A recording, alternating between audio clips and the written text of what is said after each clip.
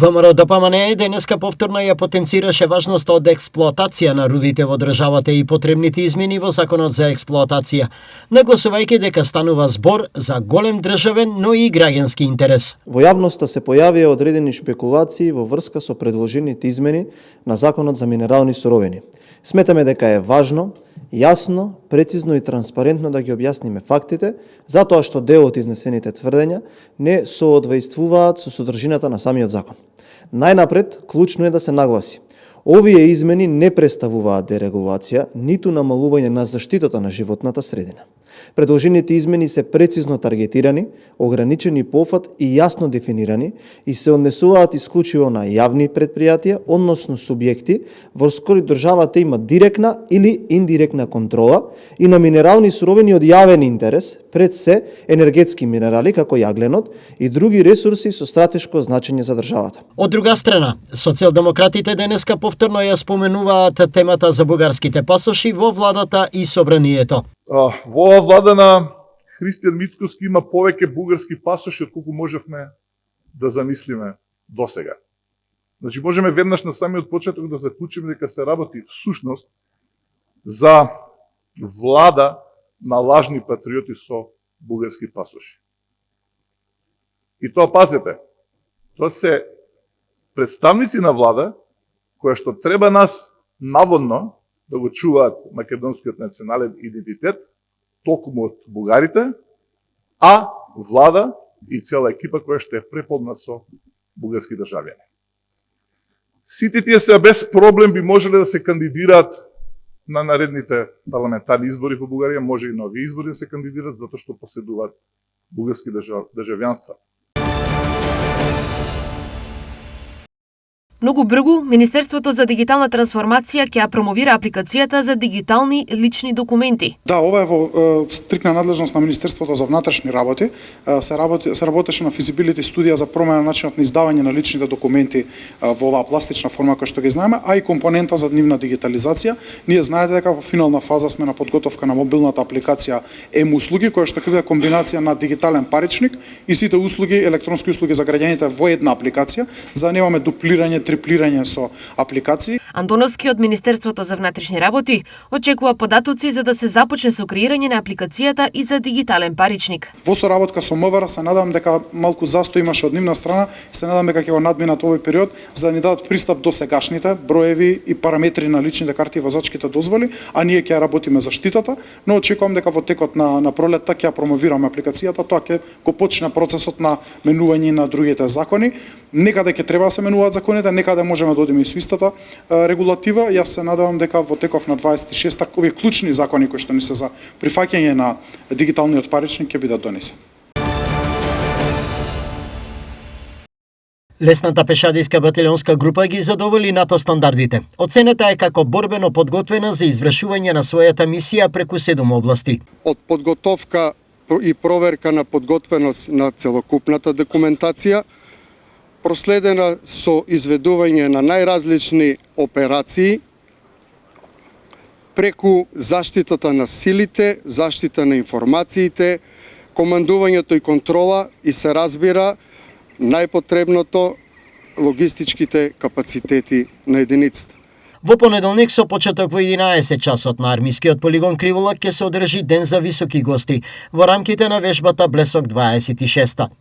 На настанот е најавено присуство на председателката и врховен комендант на вооружените сили Гордана Силјановска-Давкова, министерот за одбрана Владо Мисајловски и началникот на генералштабот генерал-мајор Сашо Лавчиски.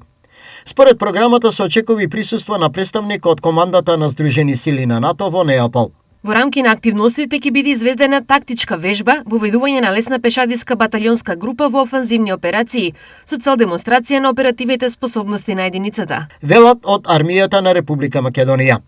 Од армијата соопштуваат дека оваа оценка представува силна потврда за високото ниво на обученост, координација и оперативна способност на единицата, која е подготвена да одговори на сите предизвици и задачи што и се доверени.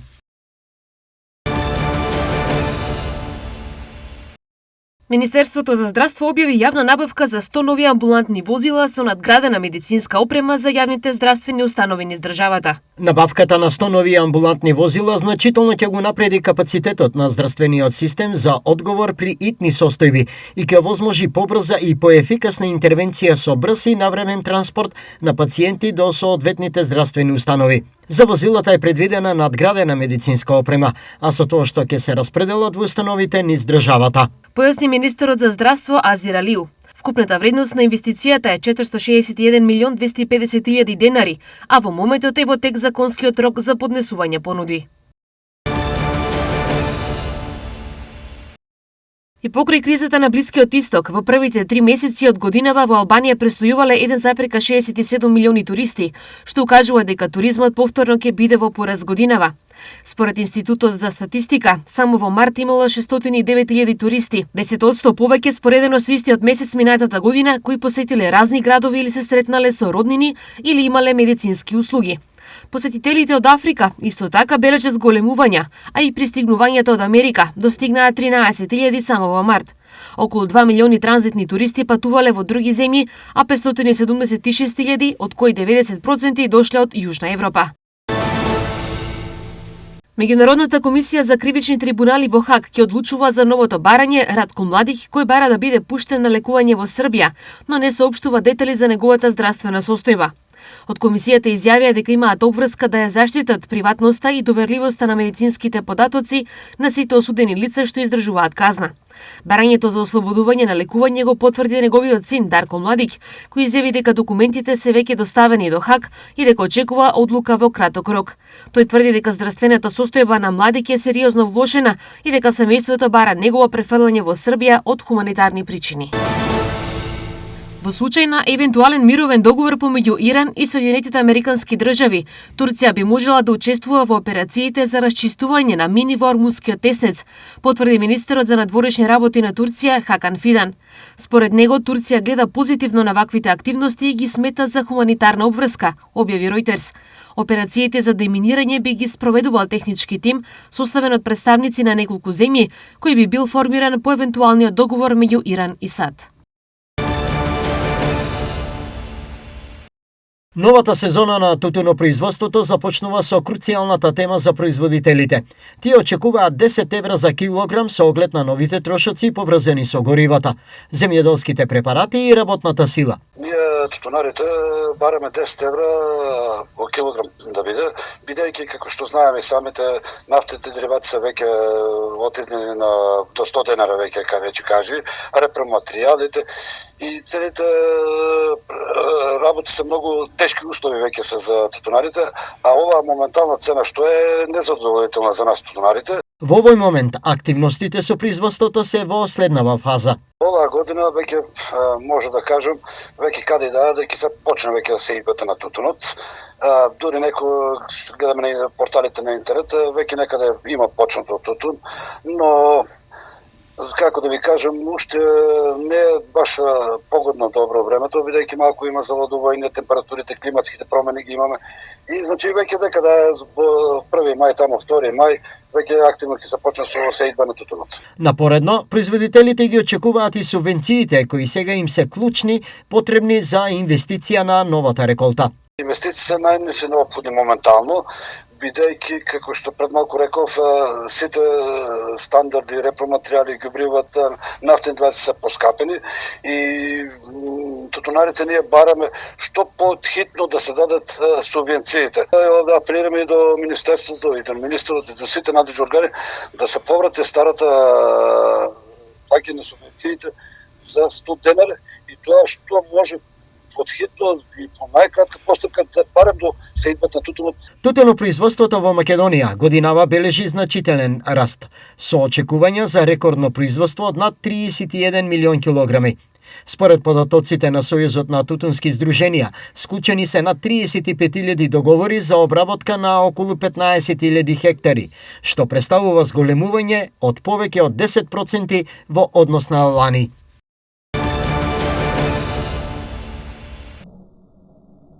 Вкупното количество собран комунален отпад во Македонија во 2025 година изнесува 639.668 тони.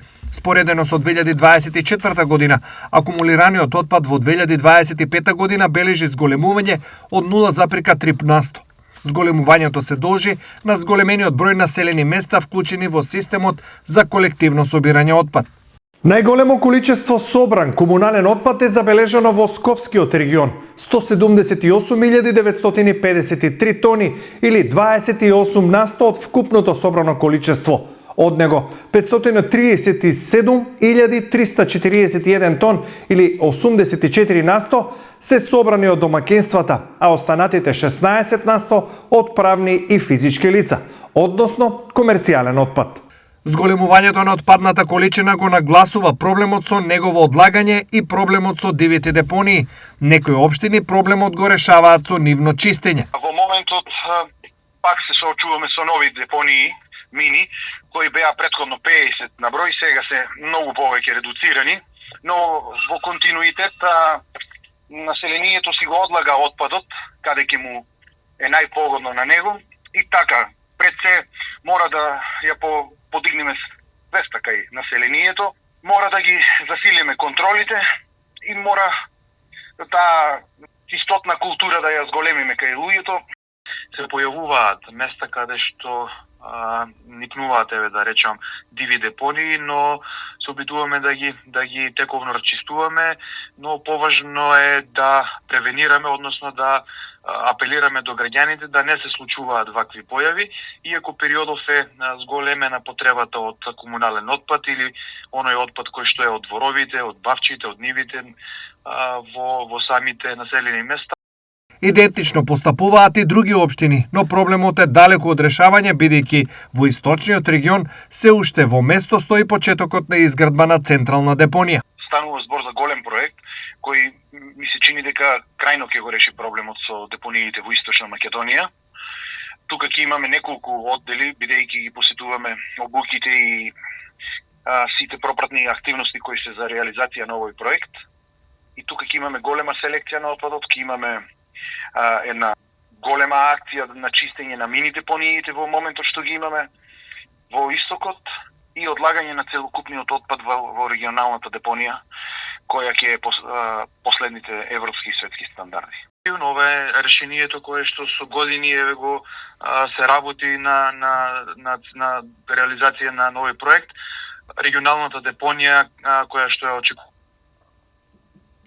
би било едно крајно решение на сите проблеми во делот на издобрување на општините на териториите на истокот, така што ова е дефинитивно шанса за да можеме да имаме на по-чиста животна средина и расчистени депонии, решени овие диви ѓубришта и така натаму. Изградбата на главната депонија во источниот регион беше предвидена во селото Богословец кај Свети Николе, со што од европски пари преку Министерството за животна средина се обезбедени околу 46 милиони евра. Но проектот административно повторно заглави, а во меѓувреме жителите на Свети Николе жестоко се противат таа да биде во нивна близина. Сега за оваа депонија воопшто не се зборува. Заедно против огнот е насловена показната вежба која ќе се одржи утре во Штип.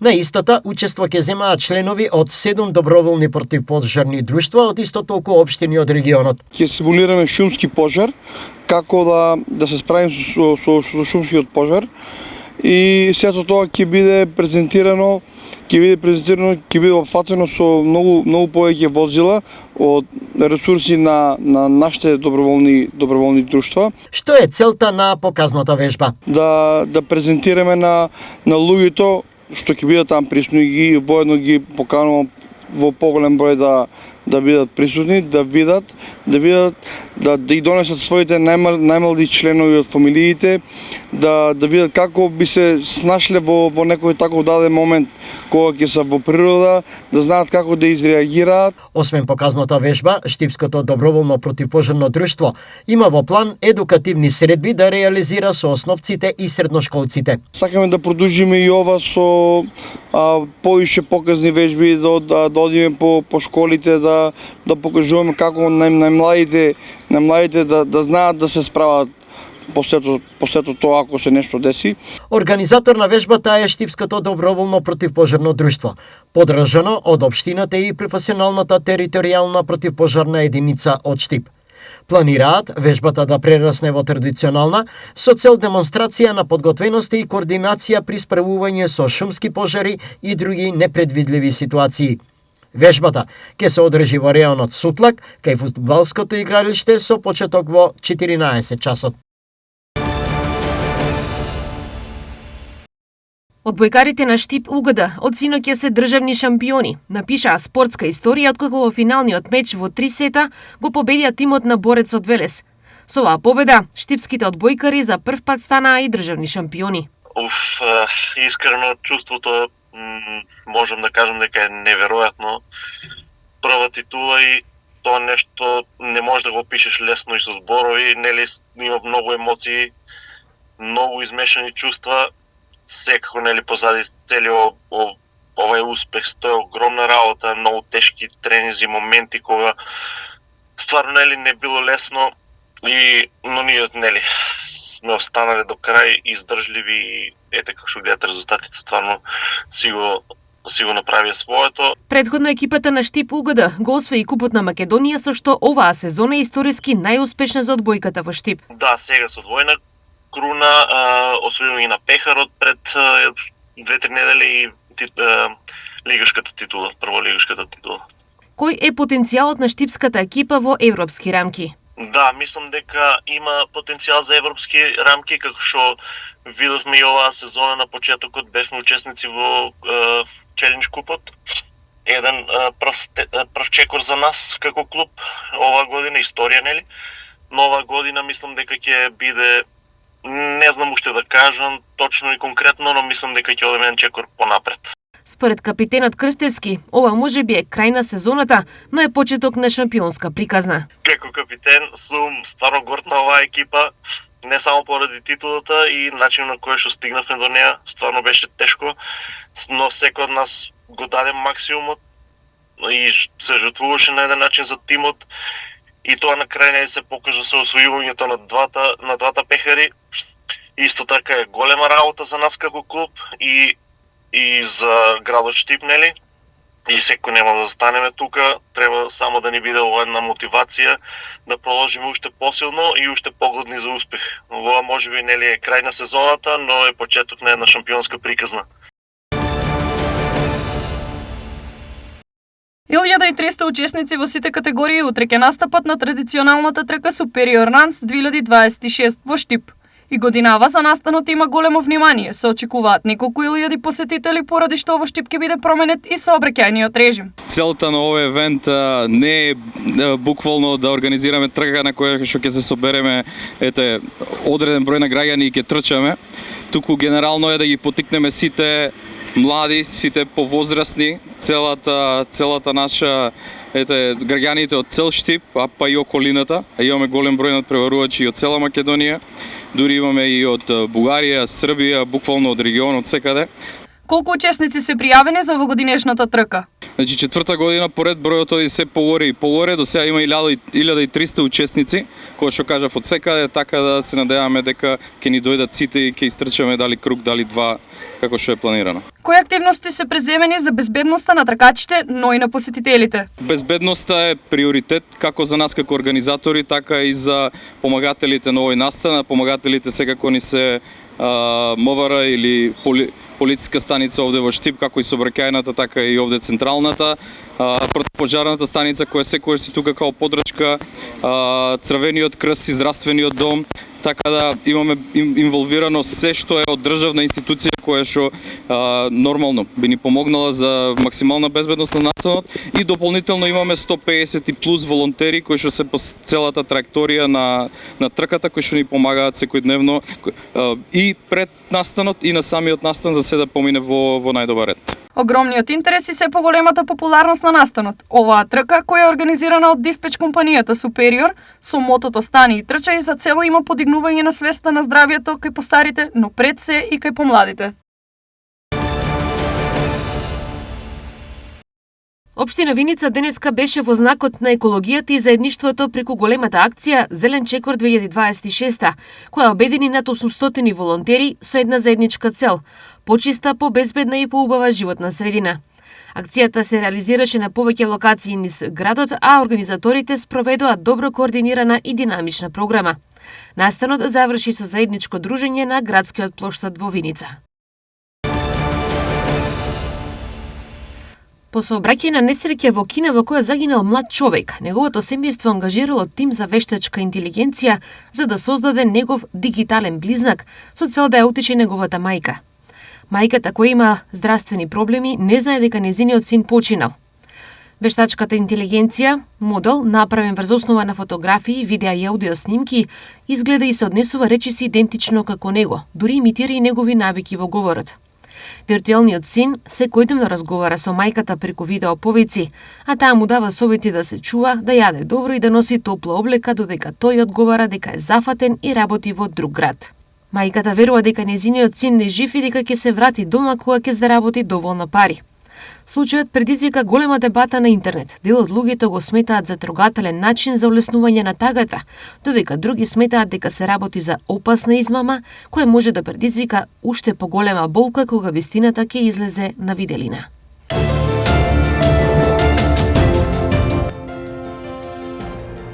Не очекува сончево време со температури до 26 степен, ветрот со брзина од 12 км на час, влажноста на воздухот ќе биде 44%. Температурите по градови се следните: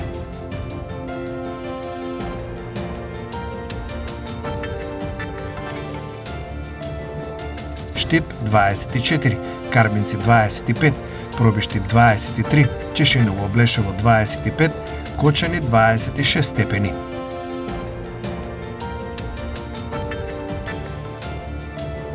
Виница, Македонска, Каменица и Делчево со температури до 24 степен.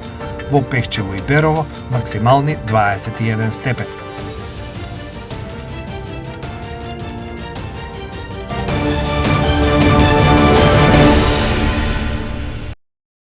Православните верници утре се спомнуваат за светиот свештеномаченик Артемон, католиците на Клето и Марцелин.